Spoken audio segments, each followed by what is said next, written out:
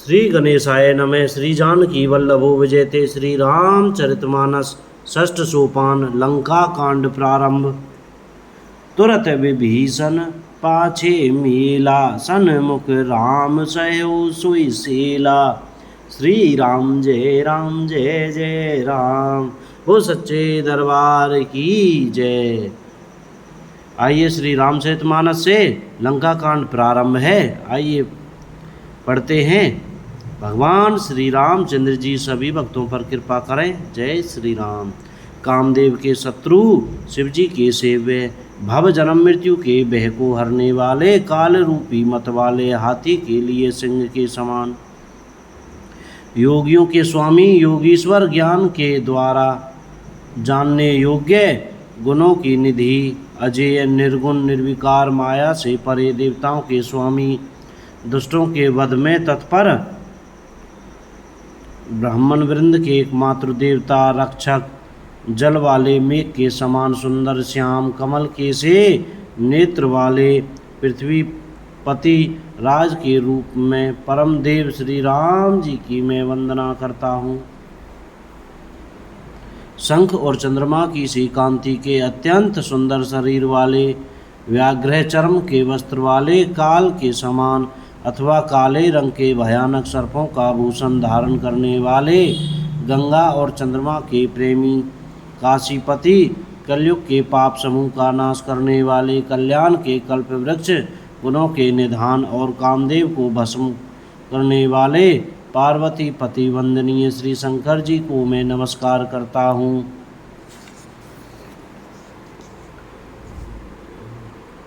जो सत्पुरुषों को अत्यंत दुर्लभ कैवल्य मुक्ति तक दे डालते हैं और जो दुष्टों को दंड देने वाले हैं, वे कल्याणकारी श्री शंभु मेरे कल्याण का विस्तार करें।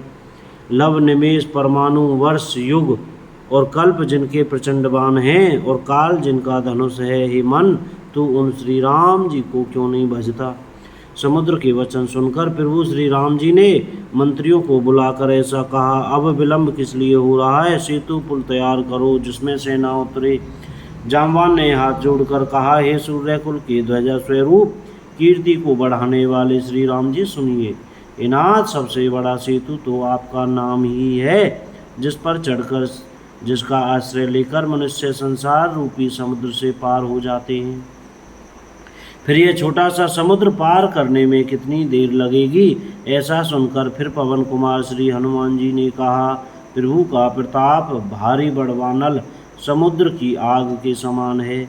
इसने पहले समुद्र के जल को सोख लिया था, परंतु आपके शत्रुओं की स्त्रियों के आंसुओं की धारा से यह फिर भर गया और उसी से खारा भी हो गया।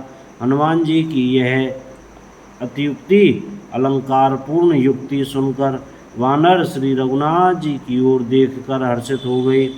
जामवान ने नल नील दोनों भाइयों को बुलाकर उन्हें सारी कथा कह सुनाई और कहा, मन में श्री राम जी के प्रताप को सिमरन करके सेतु तैयार करो। राम प्रताप से कुछ भी परिश्रम नहीं होगा। फिर वानरों के समूह को बुला लिया और कहा, आप सब लोग मेरी कुछ विनती सुनिए। अपने हृदय में श्री राम जी के चरण कमलों को धारण कर लीजिए और सब भालू और वानर एक खेल कीजिए। विकट वानरों के समूह आप दौड़ जाइए और वृक्षों तथा पर्वतों के समूह को उखाड़ लाइए। यह सुनकर वानर और भालू हुंकार करके और श्री रघुनाथ जी के प्रताप समूह की अथवा प्रताप के पुंज श्री राम जी की जय पुकारते हुए चले।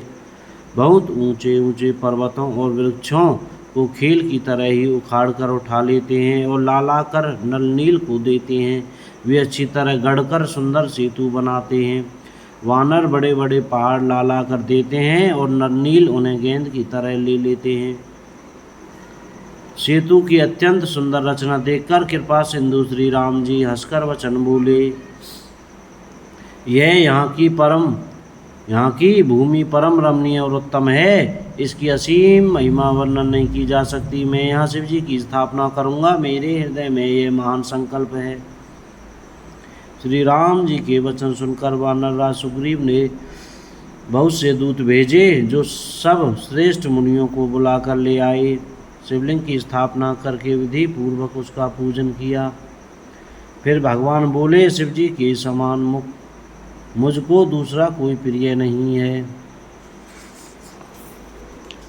जो शिव से द्रोह रखता है और मेरा भक्त कहलाता है, वह मनुष्य स्वप्न में भी मुझे नहीं पाता। शंकर जी से विमुख होकर विरोध करके जो मेरी भक्ति चाहता है, वह नरकगामी मूर्ख और अल्पबुद्धि है। जिनको शंकर जी प्रिय हैं, परंतु जो मेरे द्रोही हैं एवं जो शिव जी के द्रोही हैं और मेरे दास बनना चाहते हैं, वे मनुष्य कल्प भर घोर नरक में निवास करते हैं। जो मनुष्य मेरे स्थापित किए गए इन रामेश्वर जी का दर्शन करेंगे, वे शरीर छोड़कर मेरे लोक को जाएंगे। और जो गंगा जल लाकर इन पर चढ़ावेगा, वह मनुष्य सायुज्य मुक्ति पावेगा, अर्थात मेरे साथ एक हो जाएगा। जो छल छोड़कर और निष्काम होकर श्री रामेश्वर जी की सेवा करेंगे, उन्हें शंकर जी मेरी भक्ति देंगे। और जो मेरे बनाए सेतु का दर्शन करेगा, वह बिना ही परिश्रम संसार रूपी समुद्र से तर जाएगा। श्री राम जी के वचन सबके मन को अच्छे लगे। तदंतर वे श्रेष्ठ मुनि अपने अपने आश्रमों को लौट आए। शिव जी कहते हैं, हे पार्वती, श्री रघुनाथ जी की यह रीति है कि वे शरणागत पर सदा प्रीति करते हैं। चतुर नल और नील ने सेतु बांधा। श्री राम जी की कृपा से उनका यह उज्ज्वल यश सर्वत्र फैल गया। जो पत्थर आप डूबते हैं और दूसरों को डुबा देते हैं, वे ही जहाज के समान स्वयं तैरने वाले और दूसरों को पार ले जाने वाले हो गए। यह न तो समुद्र की महिमा वर्णन की गई है, न पत्थरों का गुण है, और न वानरों की ही कोई करामात है। श्री रघुवीर के प्रताप से पत्थर भी समुद्र पर तैर गए। ऐसे श्री राम जी को छोड़कर जो किसी दूसरे स्वामी को जाकर भजते हैं, वे निश्चय ही मंदबुद्धि हैं। नल नील ने सेतु बांधकर उसे बहुत मजबूत बनाया। देखने पर वह कृपा निधान श्री राम जी के मन को बहुत ही अच्छा लगा। सेना चली जिसका कुछ वर्णन नहीं हो सकता। योद्धा वानरों के समुदाय गरज रहे हैं। कृपालु श्री रघुनाथ जी सेतु बंध के तट पर चढ़कर समुद्र का विस्तार देखने लगे। करुणा के मूल प्रभु के दर्शन के लिए सब जलचरों के समूह प्रकट हो गए। जल के ऊपर निकल आए। बहुत तरह के मगर, नाक, घड़ियाल, मच्छ और सर्प थे, जिनके 100 योजन के बहुत बड़े विशाल शरीर थे। कुछ ऐसे भी जंतु थे जो उनको भी खा जाएं। किसी किसी के डर से तो वे भी डर रहे थे। वे सब वैर विरोध भूलकर प्रभु के दर्शन कर रहे हैं, हटाने से भी नहीं हटते। सबके मन हर्षित हैं, सब सुखी हो गए। उनकी आड़ के कारण जल नहीं दिखाई पड़ता। वे सब भगवान का रूप देखकर आनंद और प्रेम में मग्न हो गए। प्रभु श्री रामचंद्र जी की आज्ञा पाकर सेना चली। वानर सेना की विपुलता अत्यधिक संख्या को कौन कह सकता है। सेतुबंध पर बड़ी भीड़ हो गई।